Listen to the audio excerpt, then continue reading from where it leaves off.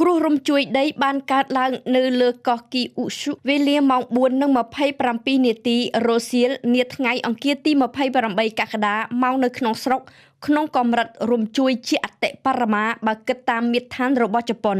អាជ្ញាធរជប៉ុនបានប្រកាសអាសន្នស៊ូណាមីភ្លាមឯចំណែកព្រះធរណីនៅបន្តរំជួយមិនទាន់ឈប់ទេគិតត្រឹមល្ងាចថ្ងៃអង្គារនេះដដែល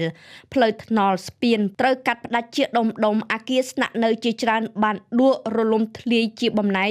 ទូរថភ្លើងដឹកទំនិញខ្ទាតចេញពីផ្លូវក្រឡាប់ផ្ងាពោះទំហំនៃការខូចខាតជាសម្ភារៈនៅមិនទាន់អាចវាយតម្លៃបាននៅឡើយទេគិតត្រឹមល្ងាចថ្ងៃកើតហេតុនេះគឺជាប្រសាសន៍របស់លោកស្រីនាយករដ្ឋមន្ត្រីជប៉ុនសាណាអេតាកាអ៊ីស៊ីតាមកញ្ចក់ទូរទស្សន៍ជាតិដោយបញ្ជាក់ថាពេលនេះយោធាជាង 3,600 នាក់បានចេញជួយធ្វើប្រតិបត្តិការសង្គ្រោះបន្ថែមពីលើការខូចខាតដ៏សម្បើមផ្នែកសម្ភារៈគ្រោះរំជួយដីដ៏កំណាចលើកនេះទំនងជាបានឆក់ជីវិតមនុស្សឲ្យស្លាប់នៅរងរបួសយ៉ាងច្រើនចំនួនមនុស្សដ៏ច្រើនខ្លាំងកំពុងជាប់កន់ខ្លះរងរបួសខ្លះស្លាប់ទៅហើយនៅក្នុងអគារជាមជ្ឈមណ្ឌលពាណិជ្ជកម្មអ៊ីអនប្រចាំខេត្តគុម៉ាម៉ូតូដែលបានដួលរលំហើយផ្ទុះឆេះយ៉ាងសន្ធោសន្ធៅក្រុមសង្គ្រោះកំពុងតែព្យាយាមជួយក្រែងមិនទាន់ហួសពេលថ្មីបើសង្កាត់ខ្លះត្រូវដាច់ភ្លើងនិងរងអគ្គិភ័យតែជាសំណាងល្អអាជ្ញាធរគ្រប់គ្រងនុយក្លេអ៊ែរជប៉ុនបានជូនដំណឹងថាគ្មានការខូចខាតនៅមជ្ឈមណ្ឌលនុយក្លេអ៊ែរប្រចាំតំបន់ទេម៉ាស៊ីនប្រតិករនុយក្លេអ៊ែរនៅមានដំណើរការជាធម្មតាគុម៉ាម៉ូតូធ្លាប់រងគ្រោះរំជួយដីមហាមរណៈដ៏ធ្ងន់ធ្ងរខ្លាំងចុងក្រោយកាលពីឆ្នាំ 2016 ក្នុងកម្រិត 6.5 និង 7.3 ដោយបានសម្លាប់ជីវិតមនុស្សអស់ 273 នាក់និងរបួសជាង 2,800 នាក់នៅខែមុនក្នុងថ្ងៃទី 25 មិថុនាតំបន់ភាគខាងជើងបានជួបគ្រោះរំជួយដីក្នុងកម្រិត 7.2 ដែរតែគ្មានការខូចខាតជាសម្ភារៈធ្ងន់ធ្ងរនិងការបាត់បង់ជីវិតមនុស្សទេជប៉ុនគឺជាប្រទេសងាយរងគ្រោះរំជួយដីខ្លាំងជាងគេបំផុតនៅលើពិភពលោកដល់ទៅជាងច្រើនរយដងឯណោះក្នុងមួយឆ្នាំរំជួយដីជាប់ក្នុងកំណត់ត្រាប្រវត្តិសាស្ត្រគឺគ្រោះរំជួយដីថ្ងៃទី 11 មិនិនាឆ្នាំ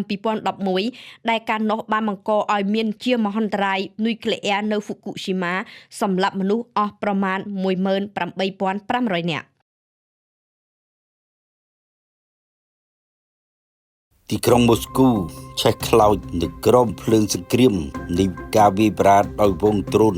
របស់អ៊ុយក្រែនបើយោងតាមសេចក្តីរាយការណ៍របស់សារព័ត៌មានមីដូសានៃប្រទេសរុស្ស៊ីបានដឹងថាដ្រូនរបស់អ៊ុយក្រែនយ៉ាងតិច400គ្រឿងបើកហោះហើរវាយប្រហារនៅតំបន់ពីពេញតំបន់នៃទីក្រុងមូស្គូអគារជាច្រើននៅលើកំណត់ផ្លូវនានានៅក្នុងទីក្រុងមូស្គូឆាប់ឆេះនេះបើយោងតាមការបញ្ជាក់របស់អភិបាលនៃតំបន់ទីក្រុងមូស្គូអង់ដ្រេវូរ៉ូសយ៉ៅជាមួយគ្នានេះអភិបាលខណ្ឌហ្សូកៅនៃទីក្រុងមូស្គូម៉ៃខែលហ្សូបាគីនអះអាងថាពុំមានមនុស្សរងរបួសនោះទេតែអគារពីរល្វែងរងការឆាប់ឆេះការវាយប្រហារនេះត្រូវបានរាយការណ៍មកថាអ៊ុយក្រែនបើកការវាយប្រហារនៅយប់ថ្ងៃទី 27-28 កក្កដាដោយការវាយប្រហារ2ដងចូលទៅតំបន់នៃទីក្រុងមូស្គូការវាយប្រហារក៏វាយចំរោងចក្រមួយនៅខណ្ឌជូកៅក្នុងតំបន់ទីក្រុងមូស្គូផងដែររោងចក្រផលិតសម្បកកង់រថយន្តក៏រងការវាយប្រហារនៅក្នុងសង្កាត់វ៉ូលូអូលំនៅឋានឯកជនរងការឆាប់ឆេះយ៉ាងធ្ងន់ធ្ងរប៉ុន្តែអាជ្ញាធរនៅក្នុងតំបន់នេះអះអាងថាពុំមានមនុស្សរងរបួសនោះទេការឆេះឃ្លាំងស្តុកទំនិញមួយកន្លែងថែមទៀតរបស់ក្រុមហ៊ុន Sri PLA ឆេះយ៉ាងសន្ធោសន្ធៅវាស្ថិតនៅសង្កាត់ Kolendino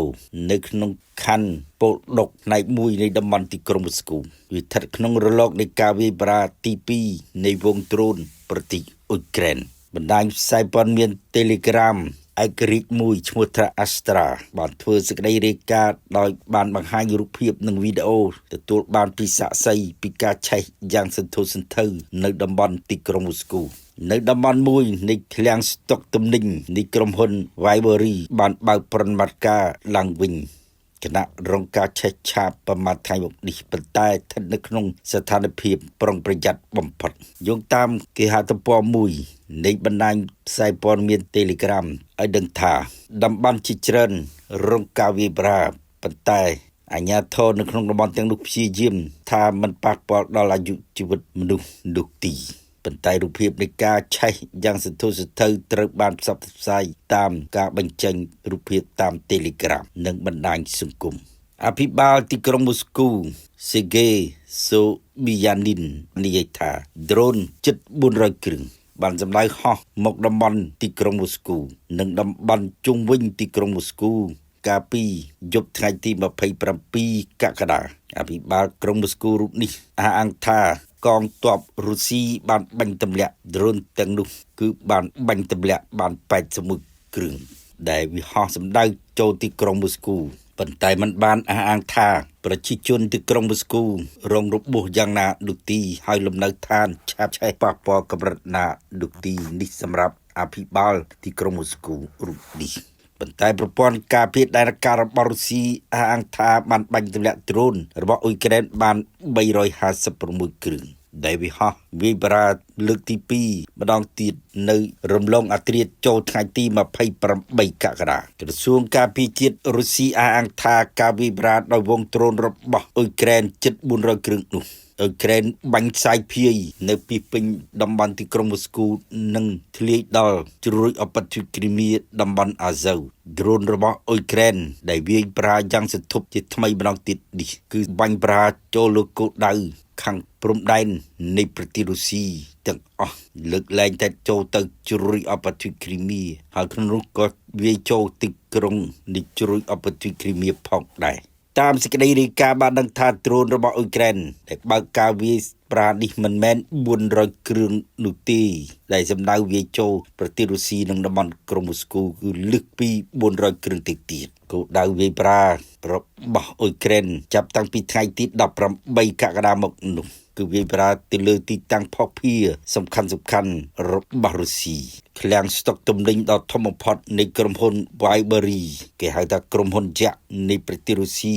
រងការវាយប្រាពីពេញប្រទេសរុស្ស៊ីសូម្បីតែនៅជ្រួយអបទ្វីគ្រីមៀក៏រងការវាយប្រាផងដែរនៅតំបន់ទីក្រុងមូស្គូរងការវាយប្រានៅតំបន់តាមបូករងការវាយប្រាតំបន់ក្រាស្នូដាភាគខាងត្បូងនៃដែនដីរុស្ស៊ីជាប់នឹងភាគខាងជើងនៃជ្រួយអបទ្វីគ្រីមៀរងការវាយប្រាតំបន់Staropol Krais ក៏រងការវាយប្រាសូម្បីតែតំបន់លេនីនក្រាតក៏រងការវាយប្រាផងដែរទីក្រុងពីស្ទែនបឺកតំបន់ Voronezh និងជ្រួយអបទ្វីគ្រីមៀរងការវាយប្រហារដោយវងដ្រូនរបស់អ៊ុយក្រែនអាជ្ញាធរអ៊ុយក្រែនអះអាងថាការវាយប្រាគឺដាក់គោលដៅទៅលើទីតាំងស្តុកទំនិញរបស់ក្រុមហ៊ុន Wybery តែគេចាត់ទុកក្រុមហ៊ុនយក្សដ៏ធំបំផុតនៃប្រទេសរុស្ស៊ីចែកចាយទំនិញពីពេញប្រទេសរុស្ស៊ីនិងធ្លាយដល់អឺរ៉ុបវាមានភាពល្បីល្បាញដោយក្រុមហ៊ុន Amazon របស់សហរដ្ឋអាមេរិកផងដែរ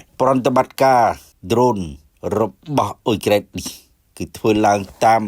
ការបញ្ជារបស់ប្រធានាធិបតី Volodymyr Zelensky ដែលដាក់ផែនការឲ្យបើកប្រតិបត្តិការពិសេស40ថ្ងៃវាយប្រាទៅលើទីតាំងសំខាន់នៃភស្តុភាររបស់រុស្ស៊ីក្នុងនោះសម្ដៅចុងក្រោយទៅលើទីតាំងស្តុកទំនិញរបស់ក្រុមហ៊ុនធំនៃប្រទេសរុស្ស៊ីក្រោយពីវាយប្រាទៅលើទីតាំងស្ថានីយ៍ស្តុកព្រីងទីតាំងរោងចក្រចម្រាញ់ព្រីងនិងស្ពានខ្នុរអ៊ុយក្រែនចាប់ផ្ដើមបាញ់ប្រហារទៅលើទីតាំងស្តុកទំនិញរបស់ប្រទេសមហាអំណាចនេះអ៊ុយក្រែនបានប្រកាសថាបានបើកការវាយប្រាចុងក្រោយនេះក្នុងប្រតិបត្តិការពិសេស40ថ្ងៃនេះវាយប្រាទៅលើនាវារបស់រុស្ស៊ីដែលឆ្លងកាត់សមុទ្រអាហ្សូវឆ្ពោះទៅកាន់ជ្រុយអបទ្វីគ្រីមៀឬតំបន់សមុទ្រខ្មៅនៃនាវារបស់រុស្ស៊ីឬនាវាប្រទេសទាំងឡាយណាដែលចូលមកចែកចាយព្រីងទៅឲ្យរុស្ស៊ីឬក៏ផ្គត់ផ្គង់អាវុធទៅឲ្យរុស្ស៊ីរងការវាយប្រហារដែលសរុបទៅជិត200គ្រឿងហើយដែលត្រូវរងការវាយប្រហារឆាប់ឆេះពន្លិចនៅតំបន់សមុទ្រអាហ្សូវនិងសមុទ្រខ្មៅរុស្ស៊ីប្រតិកម្មវាយបកវិញដោយវាយធនធ្ងរទៅលើអ៊ុយក្រែនរុស្ស៊ីមិនត្រឹមតែវាយប្រាត្រឹមតែវងដ្រូនរាប់រយគ្រឿងចូលទីក្រុងគីវនិងតំបន់ទីក្រុងផ្សេងៗទៀតនៃប្រទេសអ៊ុយក្រែននោះទេ គឺរុស្ស៊ីបាញ់រហូតដល់មីស៊ីបាឡីស្ទិកកម្រិតធ្ងន់វាយចូលរដ្ឋធានីគីវទៀតផងរុស្ស៊ីក៏ចាប់ផ្ដើមបើកប្រតិបត្តិការពិសេសរបស់ខ្លួនវាយទៅលើអ៊ុយក្រែនដោយបាញ់ទៅលើទីតាំងស្ថានីយ៍ស្តុកព្រីងរបស់អ៊ុយក្រែននៅតំបន់ជាច្រើននៅតំបន់ស៊ូមីត្រូវរាយការណ៍មកថាស្ថានីយ៍ស្តុកព្រីងតំបន់នេះជាច្រើនរងការឆាបឆេះយ៉ាងធ្ងន់ធ្ងរពីការវាយប្រហារដោយវងដ្រូនរបស់រុស្ស៊ីកាលពីយប់ថ្ងៃទី26កក្កដារុស្ស៊ីដាក់ផែនការបើកការវាយប្រហារទៅលើទីតាំងចម្រាញ់ព្រីងទីតាំងស្តុកព្រីងនិងផោះភាយោធារបស់អ៊ុយក្រែនទីតាំងស្តុកគ្រាប់របស់អ៊ុយក្រែនផងដែរនិយាយទៅសង្គ្រាមដ្រូនរវាងរុស្ស៊ីនិងអ៊ុយក្រែនកំពុងតែមានតុល្យភាពនឹងគ្នាប៉ុន្តែអ្វីដែលអស្ចារ្យគឺអ៊ុយក្រែនជាជនរងគ្រោះមានសមត្ថភាពវាយបកវិញទៅលើមហាអំណាចឆ្លៀតពៀននេះដែលទីបំផុតរដ្ឋធានីមូស្គូរងការឆាបឆេះដោយអណ្ដាតភ្លើងសង្គ្រាមរបស់អ៊ុយក្រែនដែលវាយបកវិញប្រជាជនរុស្ស៊ីនៅទីក្រុងមូស្គូនិងទីក្រុងផ្សេងៗទៀតជាពិសេសគឺតំបន់នេះជ្រួយឧបទ្វីបគ្រីមៀពួកគេរអ៊ូរទាំថាទីបំផុតសង្គ្រាមរបស់លោកវ្លាឌីមៀពូទីនធ្លាក់មកលើខ្លួនឯងវិញហើយវាមិនមែនជាយុទ្ធសាស្ត្រឈ្នះរបស់លោកពូទីននោះទេវាคล้ายជាយុទ្ធសាស្ត្រចាញ់សង្គ្រាមវិញទៅហើយប្រជាជនរុស្ស៊ីតែងតែបញ្ចេញសារនៅតាមបណ្ដាញសង្គមនិងប្រមូលផ្ដុំគ្នាថ្កោលទោសលោកវ្លាឌីមៀពូទីនព្រោះតែប្រទេសរុស្ស៊ីកំពុងធ្លាក់ក្នុងវិបត្តិសេដ្ឋកិច្ចត្រូវបានឡើងពាត់ធ្លាក់ដុនដាបខ្លាំងវិបត្តិព្រីងអន្តរជាតិអត់មានប្រប្រាស់គ្រប់គ្រាន់នៅក្នុងតំបន់ទៀតវិបត្តិភ្លើងសង្គ្រាមធ្លាក់មកដល់មាត់ទ្វាររបស់ពួកគេទៅហើយនេះពួកគេអត់សប្បាយចិត្តនឹងសង្គ្រាមរបស់លោកពូទីនទៀតនោះទេនោះហើយដែលលោកពូទីនកំពុងតែសម្លឹងមើលយុទ្ធសាស្ត្រថ្មីចង់កើនកំណើនកងទ័ពធ្វើសង្គ្រាមមួយឈុតទៀតឲ្យបាន50,000 នាក់នៅដំណាច់ឆ្នាំ2026នេះចុងក្រោយលោកពូទីនសុំទ័ពពីកូរ៉េខាងជើងបន្ថែម30,000 នាក់ទៀតគណៈដែរទ័ពកូរ៉េខាងជើងបញ្ជូនចូលជួយរុស្ស៊ី15,000 នាក់កាលពីអំឡុងខែតុលាឆ្នាំ2024ភាគច្រើនគឺស្លាប់ស្ទឹងតែទាំងអស់បើទោះជាទ័ពរបស់កូរ៉េខាងជើងរួមដៃជាមួយនឹងទ័ពរបស់រុស្ស៊ីជាង10,000 នាក់បណ្ដេញកងទ័ពអ៊ុយក្រែនចេញពីតំបន់គោកបានដោយជោគជ័យប៉ុន្តែទាំងទ័ពរុស្ស៊ីទាំងទ័ពអ៊ុយក្រែនត្រូវចារកម្មរបស់ពួកប្រចាំប្រទេសឲ្យដឹងថាស្លាប់គោជើងគ្នាលោកវ្លាឌីមៀពូទីននៅពេលនេះត្រូវបានគេមើលឃើញថាកំពុងដើរដល់យុទ្ធសាស្ត្រទាល់ច្រកឈ្នះសង្គ្រាមមិនដឹងតែឈ្នះសង្គ្រាមតែបើចាញ់សង្គ្រាមគឺមានភាគរយច្រើនបំផុតបើអ៊ុយក្រែនវាយកគ្រីមៀបានលោកពូទីនអស់លទ្ធភាពវិបកវិញគឺកម្ពុជាជន់ផ្ដាច់ការនៅវាមានក្រំឡើងរូបនេះមានតែធ្វើអធិឃាតខ្លួនឯងដោយមេរណមផ្ដាច់ការណាស៊ីអាល្លឺម៉ង់គឺអាដុលអ៊ីតលឺដែលសម្រាប់ខ្លួនឯងព្រោះតែចាញ់សង្គ្រាមលោកលើកទី2